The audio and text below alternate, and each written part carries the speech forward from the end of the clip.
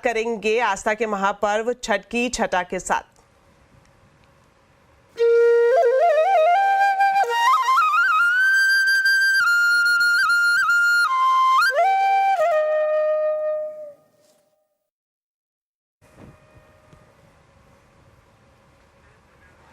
आज पूर्वांचल के सबसे बड़े पर्व छठ के पहले अर्घ्य यानी संध्या अर्घ्य होना है। आज के दिन व्रती पानी में खड़े होकर अस्त हो रहे सूर्य से प्रार्थना करते हैं और जल और दूध का अर्घ्य अर्पण करते हैं। आज सूर्यास्त के समय बिहार, झारखंड, यूपी, नेपाल समेत देश दुनिया में बसे पूर्वांचल के लोग नदी तालाब के आगे इकट्ठा होकर त्योहार मना रहे हैं। इस बीच प्रधानमंत्री नरेंद्र मोदी ने भी छठ पर्व पर सबको शुभकामनाएं दी हैं। उन्होंने लिखा है कि छठ के संध्या अर्घ्य के पावन पुनीत अवसर पर आप सभी को मेरी असीम शुभकामनाएं। सादगी, संयम, संकल्प और समर्पण का प्रतीक यह महापर्व हर किसी के जीवन में सुख, समृद्धि और सौभाग्य लेकर आए। जय छठी मैया।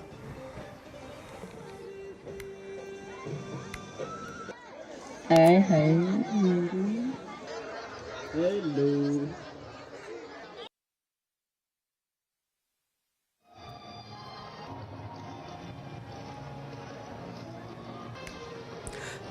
तो देश के अलग अलग हिस्सों में धूमधाम से छठ का महापर्व मनाया जा रहा है और व्रती घाट पर जुट चुके हैं। और अब सीधा आपको लेकर चलते हैं ITO, जहां पर मौजूद हैं मेरे सहयोगी रोहन और साथ ही साथ पटना से मेरे साथ अब जुड़ेंगी विनीता। इन दोनों के पास ही चलेंगे। सबसे पहले रोहन से जानना चाहेंगे, रोहन आप कहां पर मौजूद हैं, किस घाट पर मौजूद है और वहां पर किस तरह का पूरी जो माहौल है वो दिखाएं।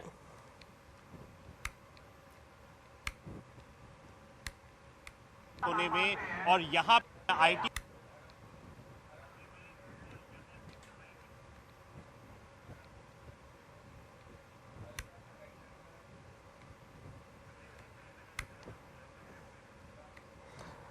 तो रोहन से हम जुड़ेंगे। अब आपको लेकर चलते हैं पटना, जहां पर मेरी सहयोगी विनीता मिश्रा मौजूद है। तो विनीता, आप दिखाएं किस तरह से छठ की छठा में भक्त विलीन दिखाई दे रहे हैं। बिल्कुल, पटना में जो छठ की छठा है वो चारों तरफ नजर आ रही है, चाहे गंगा घाट हो, पार्क हो या फिर तालाब हो। आज छठ महापर्व का महत्वपूर्ण दिन है। 4 दिनों तक चलने वाले इस महानुष्ठान का आज तीसरा दिन है। अस्ताचलगामी भगवान भास्कर को अर्घ्य दिया जा रहा है और कच्ची तालाब की तस्वीर हम आपको दिखा रहे हैं। दूर दूर तक जो व्रती हैं वो भगवान भास्कर की आराधना करती हुई नजर आ रही है। पानी में खड़ी होकर भगवान भास्कर को अर्घ्य देती हुई नजर आ रही है। और इस पर्व की यही खूबसूरती है जब पूरा परिवार एक साथ भगवान भास्कर की आराधना करता है। कहते हैं कि सनातन धर्म का सबसे कठिन व्रतों में से एक है, जो हमें एकता सिखाता है, जो हमें समानता सिखाता है। ये सिर्फ त्योहार नहीं बल्कि हमारा संस्कार है और संस्कार पटना के तमाम घाटों पर नजर आ रहा है। ये पर्व हमें शुद्धता सिखाता है और बहुत कठिन व्रत माना जाता है इसे। नहाय खाए के साथ इस व्रत की शुरुआत होती है। तीसरा दिन अस्ताचलगामी भगवान भास्कर को अर्घ्य दिया जा रहा है और ये त्योहार सिखाता है कि सिर्फ उगते सूर्य को ही प्रणाम नहीं किया जाता, बल्कि बिहार वैसा राज्य है जहाँ डूबते सूर्य को भी हम प्रणाम करते हैं, उनकी आराधना करते हैं। और आज छठ महापर्व का तीसरा दिन, डूबते हुए सूर्य को अर्घ्य दिया जा रहा है। 5:31 में सूर्यास्त का समय है। उससे पहले सभी व्रती जो निर्जला उपवास में है, खरना का प्रसाद ग्रहण करने के साथ ही 36 घंटे का जो निर्जला उपवास है, वो व्रती भगवान भास्कर की आराधना कर रही है, छठी मैया से प्रार्थना कर रही है। और ये जो तालाब है या ठीक इसके सामने सूर्य मंदिर भी है और भगवान भास्कर की आराधना करते हुए व्रती इस तालाब में विशेष रूप से आते हैं, क्योंकि छठी मैया के साथ साथ भगवान भास्कर की आराधना की जाती है, उन्हें अर्घ्य दिया जाता है। कच्ची तालाब के चारों ओर जो विहंगम दृश्य है वो नजर आ रहा है। केले के थंब लगाए गए हैं क्योंकि केले की जो शुद्धता है वो घाटों पर नजर आती है। जगह जगह कोसी भरी जाती है, जिनकी मनोकामनाएं पूर्ण होती है वो कोसी भरते हैं। दूर दूर तक जो तस्वीर है वो इस पर्व की भव्यता को दर्शा रहा है। चारों तरफ भक्तिमय माहौल है। कहते हैं कि ये एक ऐसा त्योहार है जो कलसुप से भगवान भास्कर को अर्घ्य दिया जाता है। व्रती खुद से उसे तैयार करती है, किसी विशेष पंडित या पुजारी की जरूरत नहीं पड़ती। उसमें ठेकुआ होता है, फल होता है, ईख होता है, वो तमाम सामान जो छठ महापर्व के लिए महत्वपूर्ण होता है वो रखकर व्रती भगवान भास्कर की आराधना करती हैं। नहाए खाए के साथ इस महापर्व की शुरुआत होती है और यहाँ देख सकते हैं जो दीपक हैं वो कलसुप में टिमटिमा रहे हैं। व्रती अभी भी पानी में खड़ी होकर छठी मैया की आराधना कर रही हैं, भगवान भास्कर को प्रणाम कर रही हैं। कई लोग अर्घ्य देकर अपने घर को जा चुके हैं, कई लोग अभी भी उस समय का इंतजार कर रहे हैं, उस बेला का इंतजार कर रहे हैं, क्योंकि कहते हैं कि डूबते सूर्य को अर्घ्य देने की मान्यता है और डूबते सूर्य को अर्घ्य देने का जो समय है वो 5:31 है, यानी बस आखिरी समय बचा हुआ है इस महत्वपूर्ण दिन की। 4 दिनों का जो महाअनुष्ठान है, तीसरा दिन महत्वपूर्ण दिन। और देखिए महिलाएं अर्घ्य दे रही है। इस त्योहार की जो सबसे खूबसूरती है वो ये है कि छठी मैया अपने भक्तों की मनोकामनाएं पूर्ण करती हैं और यही वजह है कि हर साल भक्तों की तादाद लगातार बढ़ती जा रही है। जिनकी गोद सूनी हो, अगर वो सिर्फ एक नारियल लेकर पानी में खड़े होकर भगवान भास्कर की आराधना करती हैं तो ऐसी महिलाओं को संतान सुख मिलता है और सबसे अधिक वैसी महिलाएं भगवान भास्कर की आराधना करती हैं, उनका धन्यवाद करती हैं। घर में सुख शांति हो, घर में समृद्धि हो, घर में बरकत हो, इसके लिए भगवान भास्कर की आराधना करती है। जी विनीता, इस बीच आपको रोकूंगी और अब एक बार फिर से जुड़ते हैं रोहन सिंह से जो कि ITO छठ घाट पर मौजूद है। तो रोहन, आप दिखाएं वहां पर किस तरह से पूजा अर्चना की जा रही है। सिर्फ कुछ मिनट बचे हैं, 5:30 बजे समय है सूर्यास्त का और यहाँ मैं अपने पीछे नज़ारा आपको दिखाना चाहूँगा। जो श्रद्धालु हैं, जो महिलाएं हैं, व्रती महिलाएं हैं, समझिए बहुत मुश्किल पर्व होता है दीपावली। यहाँ पे आप निर्जला व्रत रखते हैं, उसके बाद घंटों तक में आपको खड़े रहना पड़ता है। आज तीसरा दिन है छठ पर्व का, 4 दिनों का ये पर्व होता है। आज संध्या का अर्घ्य यहाँ पे दिया जाएगा कुछ समय मिनट के बाद और उसके बाद कल सुबह फिर से यही पानी में ही आप जो सूर्यास्त होता है तो डूबते सूरज को भी प्रणाम करते हैं, उगते सूरज को भी प्रणाम करते हैं और यही महत्व है क्योंकि प्रकृति के करीब ले जाने का पर्व है, सामाजिक समरसता का पर्व। यहाँ पे दिखाई दे रहा है यही दूर दूर से ये जितने लोग आए हैं, मैंने देख रहा था थोड़ी देर पहले, नंगे पांव बहुत डाला लेके दौरा लेके आ रहे हैं और जो रंग है यहाँ पे, जो सांस्कृतिक रंग है वो यहाँ पे मैं दिखाना चाहूँगा आपको। और इसके अलावा मैं दूसरी तरफ भी अगर आपको ले जाना चाहूँ, आप देख सकते हैं कितनी भीड़ है यहाँ पे, क्योंकि छठ अब सिर्फ बिहार का या पूर्वांचल का पर्व नहीं रह गया है, अब ये इसका एक पैन इंडिया प्रेजेंस है। लोग दूर दूर से आ रहे हैं, काफ़ी कठिन व्रत करते हैं इसके लिए और ऐसे कई सारे दृश्य आपको दिख जाएंगे। तो दिल्ली में ITO दृश्य यहाँ पे देर में यहाँ पे अर्घ दिया जाएगा और जो समृद्धि के लिए, परिवार की शांति के लिए यहाँ पे जो महिलाएं व्रत कर रही हैं। और एक बात है कि पहले महिलाएं करती थी, अब तो पुरुष भी इस व्रत करते हैं। तो ये अब किसी एक जगह के तक सीमित नहीं रह गया है, किसी एक जेंडर तक सीमित नहीं रह गया है, इसका प्रेजेंस काफ़ी ज़्यादा है और यही हमें यहाँ पे देखने को मिल रहा है। दीपाली, शुक्रिया रोहन और साथ ही विनीता आपका भी छठी मैया की पूजा अर्चना की खूबसूरत तस्वीरें दर्शकों को दिखाने के लिए।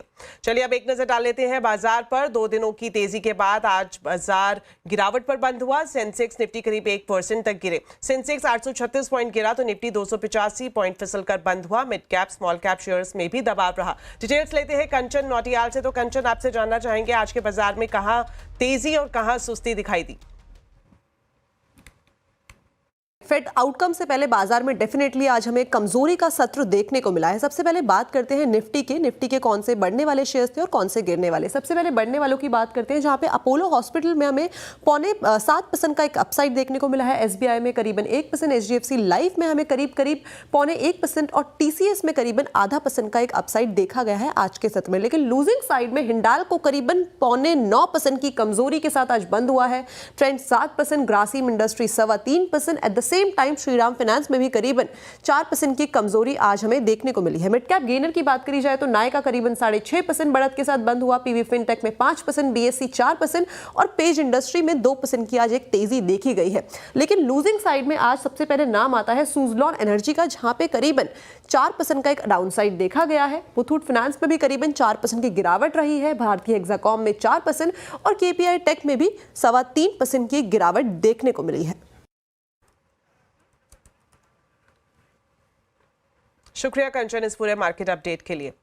ट्रस्ट म्यूचुअल फंड के CIO मिहिर वोरा ने CNBC आवाज से खास बातचीत में कहा है कि ट्रंप की वापसी से चीन+1 थीम बढ़ेगी और साथ ही मिहिर वोरा ने सिक्योर्ड लेंडिंग वाले बैंकों की स्थिति अच्छी होने की संभावना जताई है। सिचुएशन ऐसी बन रही है कि आरबीआई का भी जो रवैया दिख रहा है, रेट कट की संभावना थी वो थोड़ी पुश बैक हो रही है। और ऐसे सिचुएशन में वर्सेस एनबीएफसी बैंक को ज्यादा फायदा होता है, क्योंकि जो एसेट बुक है वो तो रिप्राइस हो ही रही है एंड और उससे मार्जिन बनेंगे। तो मेरे ख्याल से बैंक्स के लिए फायदे कारक है, खास करके जो बैंक्स प्राइवेट सेक्टर में जिसने ज्यादा लेंडिंग अनसिक्योर्ड और जो माइक्रो फाइनेंस वाली सेगमेंट जहां पे थोड़ी स्ट्रेस दिख रही है वहां पे नहीं है। तो मेरे ख्याल से जो लार्ज प्राइवेट सेक्टर बैंक्स है इंडिया में वो valuation wise and growth wise अच्छी पोजीशन है। मार्जिन इंप्रूवमेंट की भी संभावना हो सकती है अगर ये रेट कट्स जो पुश बैक हो जाए। पहले तो हम स्ट्रक्चरली डोमेस्टिक इकोनॉमी पे ज्यादा पॉजिटिव है, तो वो थीम तो रहेगा ही। But after the US election, Trump आने के बाद मुझे लगता है कि जो China+1 है और इंडिया में manufacturing too and plus exports to US की जो थीम है वो और स्ट्रांग हो चुकी है। तो जो मैन्युफैक्चरिंग वाली थीम है, इंफ्रास्ट्रक्चर वाली थीम है, उसमें मेरे ख्याल से एक रीइंफोर्समेंट मिला है। शायद डिफेंस में भी हमें फायदा हो जाए, क्योंकि एक्सपोर्ट्स की जो बेस है वो फायदे कारक है हमारे लिए। तो मेरे ख्याल से फाइनेंशियल्स, मैन्युफैक्चरिंग, इंफ्रास्ट्रक्चर, वो जो थीम थी वो कंटिन्यू रहेगी। जो थोड़ी डिसअपॉइंटमेंट लग रही थी कंजम्पशन में, वो अगेन लास्ट पिछले दो तीन दिन बिजी सीजन के बाद ऐसा लग रहा है कि शायद डिस्क्रिशनरी डिमांड भी वापस आ रही है। बीते 24 घंटे में सोने और चांदी की कीमतों में जबरदस्त गिरावट आई है। चांदी रिकॉर्ड ऊंचाई से करीब 10,000 तक नीचे आ गई है। वहीं सोने के दाम की बात करें तो एक दिन में 2,000 से ज्यादा इसके दाम गिरे हैं। डिटेल्स लेते हैं मनीषा गुप्ता से। तो मनीषा जी, आपसे जानना चाहेंगे सोने और चांदी की कीमतों में गिरावट के पीछे वजह क्या है? जी हाँ, सोने चांदी के लिए पिछले 24 घंटे बहुत भारी गिरावट वाले रहे हैं और अभी भी कोई स्थिति सुधरी है ऐसा लगता नहीं है। इसके पीछे 3 रीजंस हैं। एक तो ये कि यूएस प्रेसिडेंट इलेक्शन होने के बाद जो बाजार में एक अनसर्टनिटी थी कि कौन नया प्रेसिडेंट बनेगा, क्या होगा, क्या मुश्किलें आएंगी, क्या आसानी से ये निकल जाएगा, वैसा कुछ नहीं हुआ। बहुत ही क्लीन तौर पर हमने ट्रंप को यहाँ पर आते हुए देखा, तो वो अनसर्टनिटी बाजार से हटी और सेफ हेवन बाइंग जो हुई थी वहाँ पर हमने ट्रेड्स बंद होते हुए देखा। सेकेंड पॉइंट था डॉलर इंडेक्स का बहुत तेज़ यहाँ पर उठना। ओवरनाइट 2% की यहाँ पर तेज़ी थी और पिछले 1 साल में एक दिन में इतनी बड़ी तेज़ी हमने यहाँ पर आते हुए देखी। और इसी के साथ 3 महीने के हाइज पर डॉलर इंडेक्स है, जिसका भी इम्पैक्ट सोने चांदी पर आता हुआ नजर आया। और तीसरी बात यह है कि अब बाजार मानता है कि ट्रंप आए हैं तो टैक्स भी कटेंगे, शायद इन्फ्लेशन आगे बढ़ेगी तो रेट कटौती यूएस फेड बहुत ज़ोरों से नहीं करेगा आगे जाता हुआ, तो उसका भी कुछ असर यहाँ पर देखने को मिला। इन एनी केस सोना चांदी जिस रफ्तार से चढ़ रहे थे, ऑल टाइम हाइज के आसपास थे, कोई करेक्शन नहीं हुई थी, तो बाजार को ये करेक्शन लेने का भी एक मौका मिला। इसीलिए हमने सोने में करीबन $125 की गिरावट आते हुए देखी। ऑल टाइम हाई $2790 था और अब करीबन 2650 के आसपास कारोबार है। चांदी में अंतर्राष्ट्रीय बाजारों में 12 साल के हाइज पे कारोबार था और वहां से हमने खासी गिरावट आते हुए देखी है। भारतीय बाजारों की अगर बात करें तो ₹1,00,000 प्रति किलो के बाद चांदी अब यहाँ पर 90,000 के आसपास कारोबार कर रही है, तो क्लियरली खासी मुनाफा वसूली है। 7-8% की गिरावट हम ऑलरेडी देख चुके हैं। बाजार को लगता है 3 से 4% की गिरावट यहाँ पर और अभी बाकी है, लेकिन बाय ऑन डिप्स की स्ट्रैटेजी आपको लॉन्गर टर्म के लिए रखनी है, क्योंकि अगले साल के लिए अभी भी जो वो बड़े बड़े टारगेट्स थे कि सोना यहाँ पर 3,000 जा सकता है और चांदी 1,10,000 1,20,000 तक जा सकती है, वो अभी भी ऑन द कार्ड्स यहाँ पर हैं। नियर टर्म में एक अच्छी मुनाफा वसूली है और बेहतर भी है, क्योंकि शादियों का सीज़न है। भारतीय बाजारों में अच्छी खासी मांग भी यहाँ पर बनते हुए नजर आई है। Longer term targets because of बहुत सारे रीजंस की वजह से अभी भी ऑन द हायर साइड है। शुक्रिया मनीषा जी इस पूरी जानकारी के लिए। अब खबरें चुनावी दंगल की।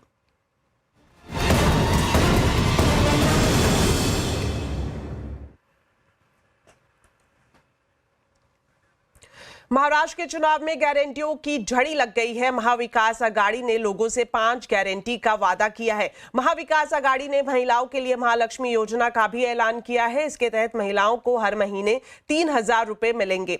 महिलाओं के लिए फ्री बस सेवा का भी वादा किया गया है। बेरोजगारों को हर महीने 4,000 रुपए की मदद दी जाएगी। 25 लाख रुपए तक के स्वास्थ्य बीमा की गारंटी भी दी गई है। महाविकास आघाड़ी ने किसानों का 3 लाख रुपए तक कर्ज माफ करने के अलावा जातिगत जनगणना और 50% आरक्षण की सीमा हटाने का भी वादा किया है। महाविकास आघाड़ी का घोषणा पत्र जारी होने के बाद राहुल गांधी ने कहा कि उनकी 5 गारंटी हर वर्ग के लिए न्याय और तरक्की सुनिश्चित करेगी।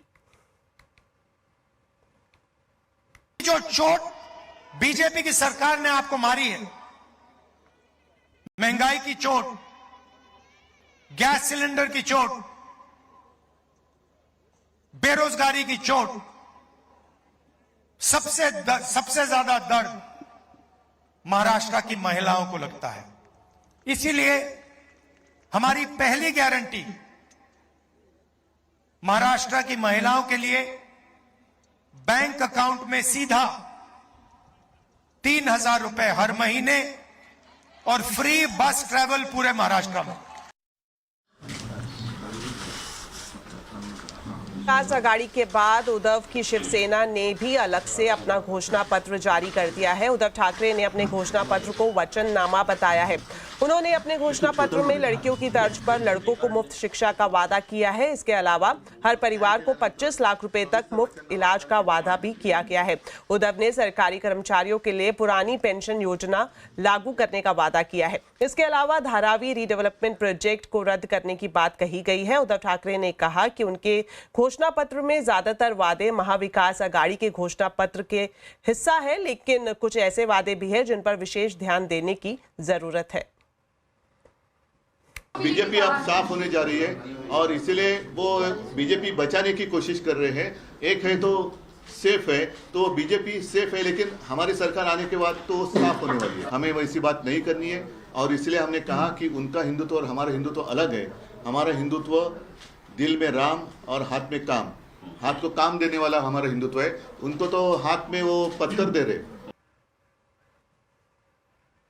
महाविकास आघाड़ी के घोषणा पत्र पर मुख्यमंत्री एकनाथ शिंदे ने निशाना साधा है। उन्होंने कहा कि जिन्होंने लाडली बहना योजना का विरोध किया वो वादा पूरा नहीं करेंगे, उनकी नीयत में खोट है। ये वादे उन्होंने कई जगह किए हैं। उन्होंने कर्नाटक में भी किए, उन्होंने राजस्थान में भी किए, उन्होंने हिमाचल में भी किए, लेकिन बाद में कहते हैं प्रिंटिंग मिस्टेक हो गई, बोलते हमारे पास पैसे नहीं है, केंद्र से पैसे मांगते हैं। ये झूठे लोग हैं, फरेबी लोग हैं, ये विश्वास रखने लायक लोग नहीं है। ये राहुल गांधी जी ने तो उन्होंने तो कहा था कि खटखटाकट दे दो, खटखटाकट दे दो। खटखटाकट तो दिया नहीं, लेकिन हम लोगों ने पटापट दिए। हमारी लाडली बहनों के खाते में 5 इंस्टॉलमेंट। तो महाराष्ट्र के चुनाव में किसकी गारंटी पक्की लग रही है? आज चुनाव अड्डा में इसी पर होगी बड़ी चर्चा शाम 7:57 पर।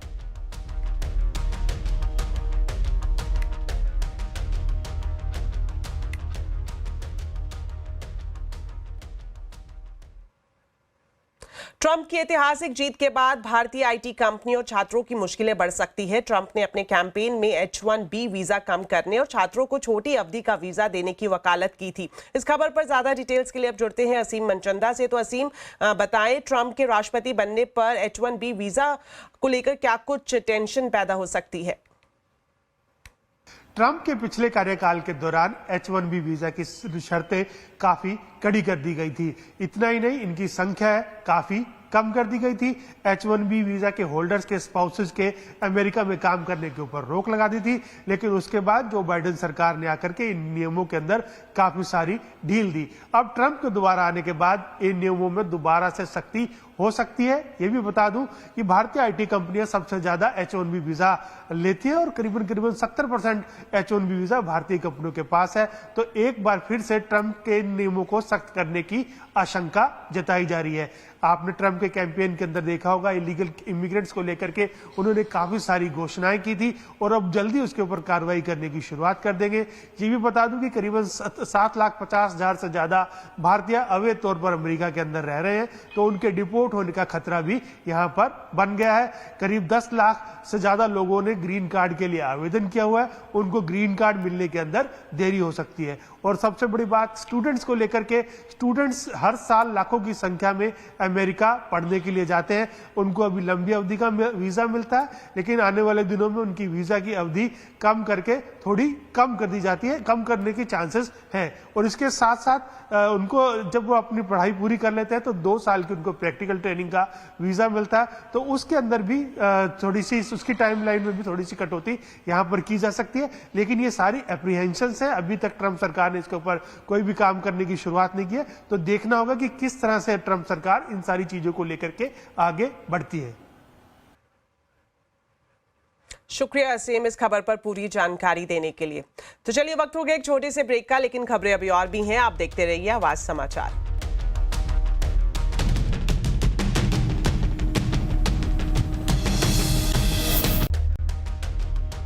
ब्रेक के बाद आपका स्वागत है और अब आपको खबर दिखाते हैं प्री बजट मीटिंग से जुड़ी हुई। इंडस्ट्री चाहती है कि इनकम टैक्स का हाईएस्ट स्लैब 25% से ज्यादा नहीं होना चाहिए। सूत्रों के मुताबिक वित्त मंत्रालय के साथ प्री बजट बैठक में इंडस्ट्री बॉडी ने ये मांग रखी है। डिटेल्स लेते हैं आलोक प्रियदर्शी से।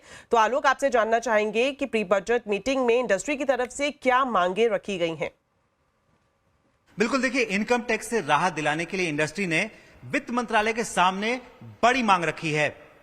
प्री बजट मीटिंग के दौरान आज इंडस्ट्री ने कहा है कि इनकम टैक्स का पीक रेट 25% से ज्यादा नहीं होना चाहिए, क्योंकि ऑलरेडी कॉर्पोरेट टैक्स 25% पर पहुंच चुका है। यानी इंडस्ट्री के साथ साथ अब जो एलएलपी है, यानी पार्टनरशिप फर्म्स हैं, इंडिविजुअल्स हैं, सभी के लिए जो इनकम टैक्स की पीक रेट है वो 25% ही होनी चाहिए। इसके अलावा जो दूसरी बड़ी मांग है वो है प्रिजम्पटिव टैक्स को लेकर। इंडस्ट्री ने कहा है कि प्रिजम्पटिव टैक्स देने की जो लिमिट है अभी 75 लाख है, इसको बढ़ाकर एक तो 1 करोड़ रुपया करना चाहिए, और दूसरी तरफ जो उनमें खर्चे को लेकर एग्जम्पशन जो अभी 50% मिलता है उसको घटाकर 33% यानी कि उसको 1/3 कर देना चाहिए, ताकि प्रोफेशनल्स को भी इनकम टैक्स के मोर्चे पर राहत मिल सके। तीसरी जो मांग है वो है डिविडेंड इनकम को लेकर। अभी शेयर होल्डर्स के हाथ में डिविडेंड पर होने वाली कमाई पर टैक्स देना पड़ता है, जो कि अभी टैक्स स्लैब के हिसाब से चलता है। लेकिन इंडस्ट्री ने मांग की है कि डिविडेंड इनकम पर मैक्सिमम 10% का कैप लगा देना चाहिए, यानी कि 10% से ज्यादा आपको डिविडेंड पर टैक्स नहीं देना पड़े। और चौथी जो मेन मांग है वो है फेसलेस असेसमेंट को लेकर। फेसलेस असेसमेंट को दुरुस्त करने की मांग करते हुए कहा है कि इसमें टाइम बाउंड तरीके से इसमें निपटाना होना चाहिए मामलों का, और साथ ही साथ इसको क्योंकि ये बहुत पुराने लंबे लंबे मामले 2018 के मामले भी इस पे चल रहे हैं, इसलिए फेसलेस असेसमेंट को और चुस्त दुरुस्त और टाइम बाउंड तरीके से निपटारा करने की जरूरत है। शुक्रिया आलोक इस पूरी जानकारी के लिए। तो बुलेटिन में फिलहाल इतना ही, लेकिन जाने से पहले आपको बताते हैं आज के कंज्यूमर अड्डा के टॉपिक के बारे में। सोशल मीडिया पर जो दिखता है वो पूरा सच नहीं होता। सोशल मीडिया कपल्स के बीच दूरी पैदा कर रहा है। कैसे, जानने के लिए जरूर देखिए आज का कंज्यूमर अड्डा शाम 5:57 पर।